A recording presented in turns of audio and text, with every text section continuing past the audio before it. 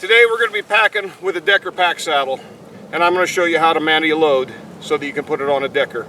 Packing with a Decker is a little different than a sawbuck. Either one works, but the way I was taught was with a Decker, so that's what we're going to do today. The good thing about a Decker is you can take a whole bunch of different things, throw them in a manty it together, and it seems like it works a little better in really steep country like where we operate. So what we're going to do, just to make it simple, we're just going to pack a couple of foam pads. So you're going to take your load, whatever it might be. Today it's a foam pad. We're going to place it in the center of the manty. We're going to place it kitty corner with the manty. You're going to start from the bottom, fold in both of your sides, and then we're going to come from the top, and this is going to be our rain flap. We want to make sure that when this comes over, we always know that this is the top of the load. So if one of my guides manties up my loads for me, I can come along later and I know which one goes on top.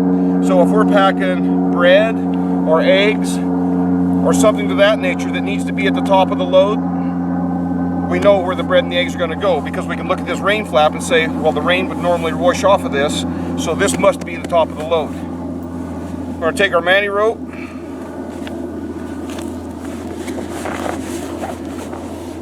and we're going to manty the load. Now my motto is get it done as simply, as quickly, as efficiently as possible. So a lot of times you would tie a knot right here, where we have just a single piece inside our load that's not going to explode apart. It's not a whole bunch of sleeping bags or something that needs to be sucked down together. We're just going to make it simple, and I'm not even going to tie a knot there. I'm just going to hold it tight, and we're going to make a half hitch around the rest of the load. Now I prefer, like if I'm packing bags of grain or feed or hay or anything like that, all this manty is to do is to keep that hay from falling apart or the mules behind it from eating it. So I want to make it as simple as possible. I'm going to just run 2 sets of ropes across here, and this is where where my lash ropes on my pack saddle are going to hit. So these 2 places are going to be tight, but the rest of it I don't really care about. Now if I had something like 3 or 4 sleeping bags that are bulky and they have a tendency to push apart, I might put an extra half hitch here.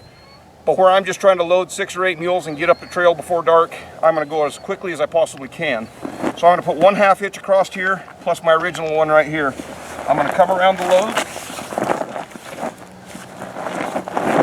I'm going to come back, go underneath, and we're just going to tie a bow.